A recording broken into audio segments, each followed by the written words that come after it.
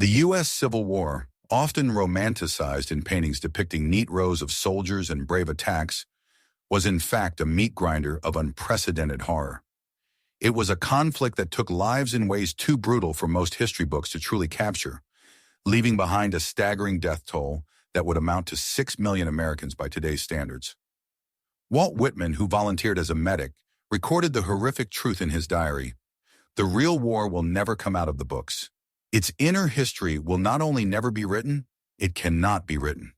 It was a war in which outdated Napoleonic tactics collided with the destructive power of industrial weapons, creating a perfect storm of lethality. Imagine yourself shoulder to shoulder with your comrades, advancing in tight formation under concentrated fire.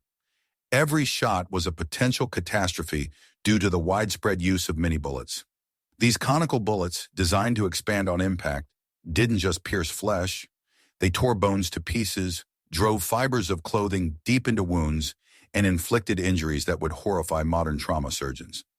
At Gettysburg alone, more than 27,000 mini-bullets were collected from a single acre, a chilling testament to the incredible intensity of fire the soldiers faced.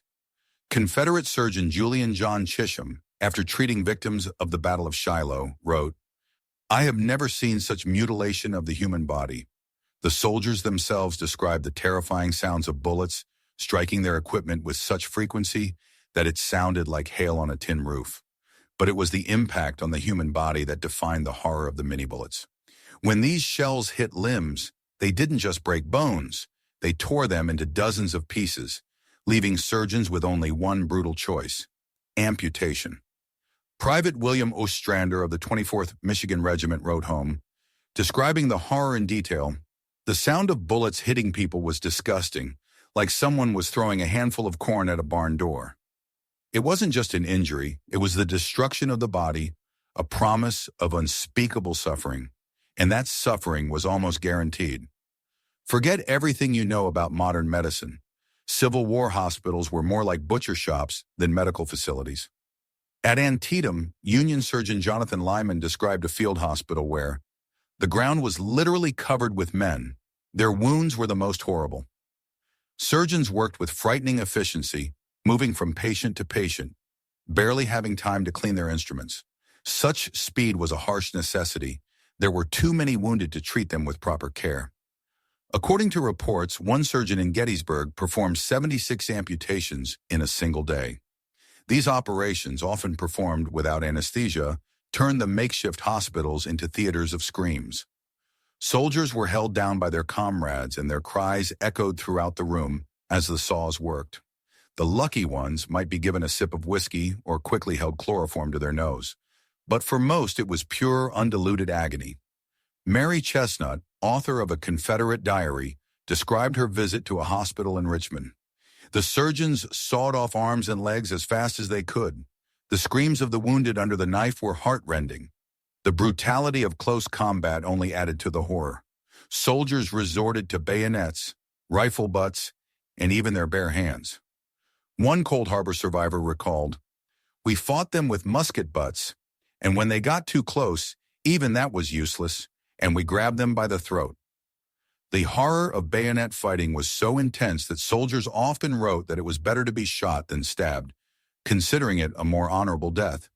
However, surviving the initial wound was only the first terrible hurdle. In an era when antibiotics did not yet exist, infection was a silent killer, destined to finish what the bullets had started. Even minor wounds could be fatal.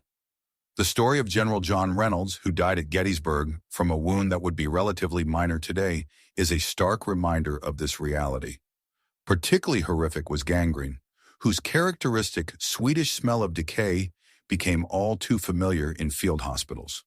Clara Barton, future founder of the American Red Cross, described the smell as so strong that it could be smelled outside the hospital tent. Surgeons could only recognize gangrene by its smell, knowing that any delay meant certain death.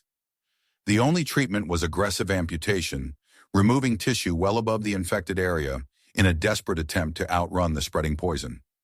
Dr. Hunter McGuire, Stonewall Jackson's personal physician, grimly noted that the smell of gangrene hung over the hospital like a shroud. In addition to the immediate visible wounds, there was another enemy that was just as devastating but less visible: psychological trauma. Soldiers saw their friends literally torn to pieces next to them, collected body parts after battles, and lived with the constant, gnawing awareness of their own mortality. Lieutenant Thomas Galloway wrote after Gettysburg, "The sight was horrible. Armless torsos, heads without bodies, and bodies without heads." Sullivan Ballew's famous letter to his wife Sarah, written shortly before his death at Bull Run, perfectly captures the emotional damage. "But Sarah, if the dead can come back to this earth, I will always be with you in the bright day and in the dark night, always, always." The industrial nature of the war meant that death could come from increasingly impersonal sources. At Fredericksburg, Union soldiers, advancing across open ground toward Marye's Heights, encountered such devastating artillery fire that Confederate General James Longstreet uttered his famous phrase, "Not a chicken will survive on this field." Artillery shells, especially cassette and grenade shells, could turn entire formations into a red mist. At Antietam, the destruction wrought by Confederate artillery was so great that one Union soldier described the aftermath as a massacre. Bodies were often so mutilated that identification was impossible, leading to the first widespread use of primitive dog tags in warfare. After Gettysburg, one farmer found his field so littered with body parts that he gathered them into a sack for burial, unable to match the limbs to their owners.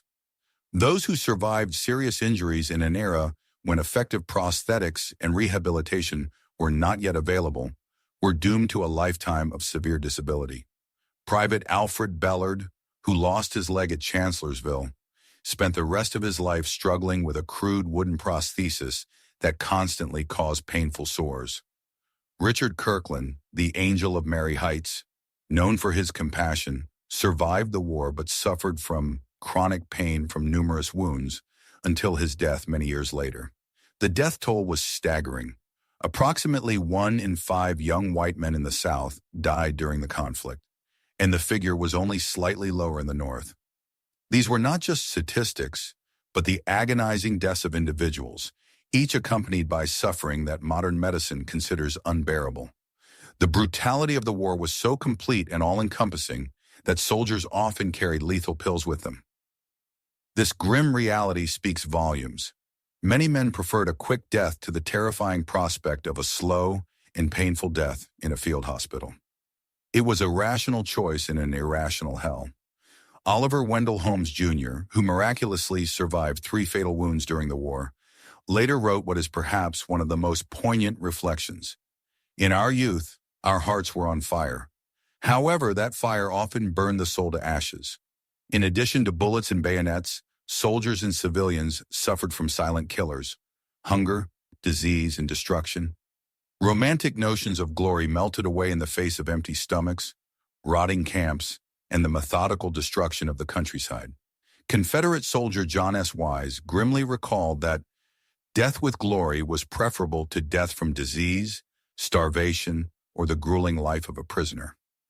The daily survival of a Civil War soldier depended on his ability to digest what was passed off as food.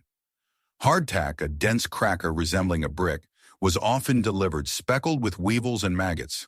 Soldiers in St. Petersburg developed a grim sense of humor, staging worm contests with insects they found in their hardtack. One Union soldier wrote in his diary that the worms float to the surface when you pour coffee on the hardtack, and then you can fish them out. Private Robert Ransom noted, "We called them live cookies and tried to convince ourselves that the extra meat was good for our health." Salted pork was often delivered in various stages of decomposition, sometimes so rancid that Union soldiers in Fredericksburg used it as fuel for their fires. When General John B. Gordon's soldiers captured Union supplies, they found pork that was so spoiled that even starving soldiers couldn't eat it. In Vicksburg, besieged Confederate soldiers resorted to eating mules, rats, and even the leather from their boots, with mule meat selling for $1 a pound and rats becoming a delicacy. One Confederate soldier wrote home, "Last week we ate all our boots, and yesterday the boys were asking what mule meat tasted like."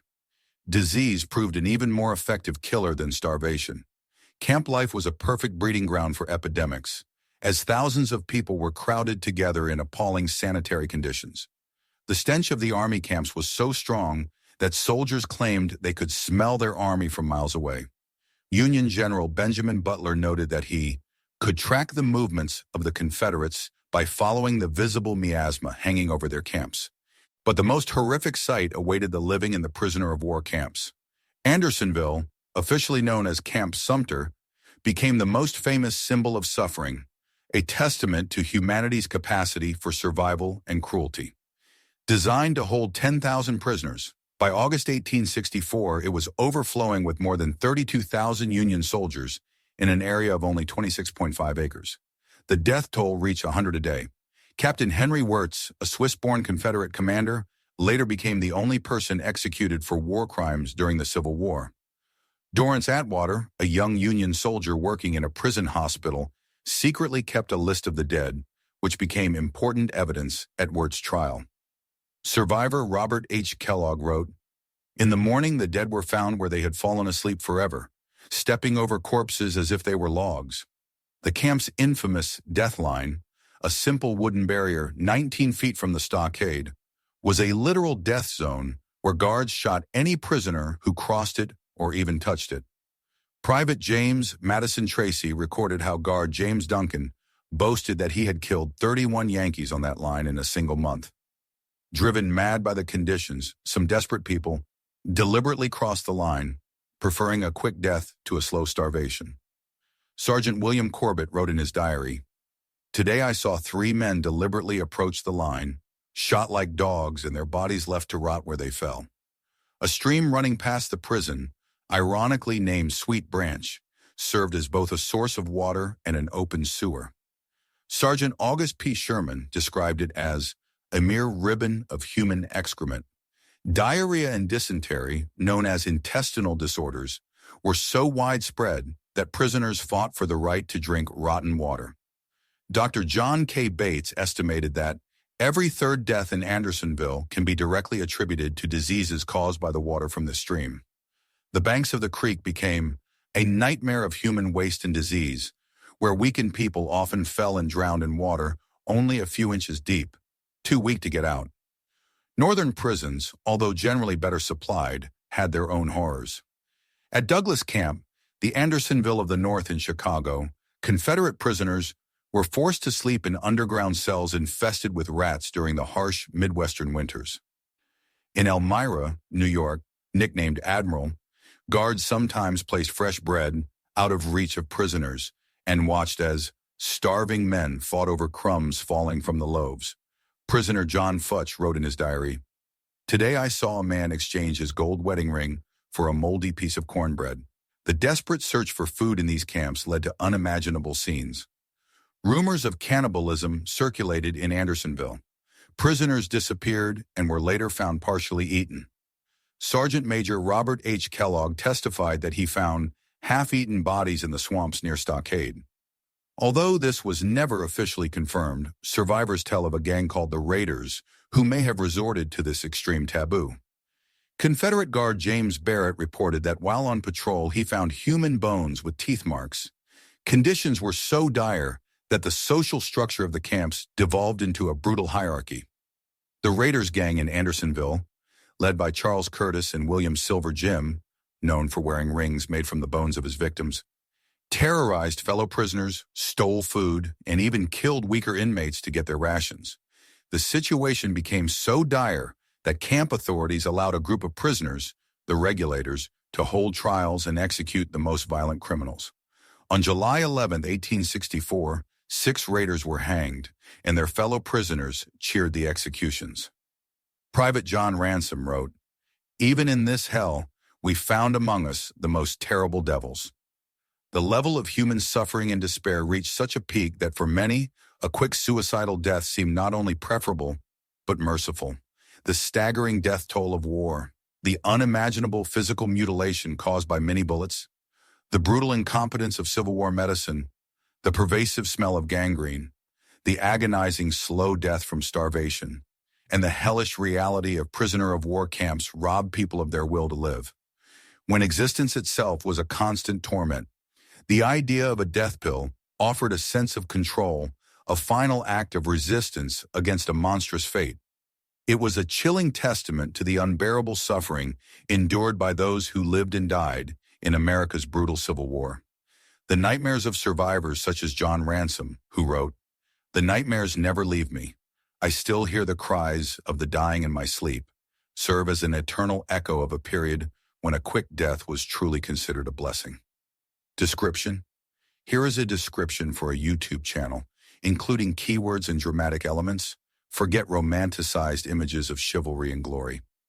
The U.S. Civil War was a meat grinder, a brutal conflict in which outdated Napoleonic tactics clashed with the destructive power of industrial weapons, creating horrors that, as Walt Whitman vowed, shall never come out in books. This video immerses you in the unvarnished reality of the bloodiest war in U.S. history, revealing the horrific methods of killing and suffering that would make modern trauma surgeons cringe. Learn how devastating mini-bullets ripped bones to pieces, forcing surgeons to perform mass amputations without anesthesia in rooms that resembled butcher shops rather than medical facilities.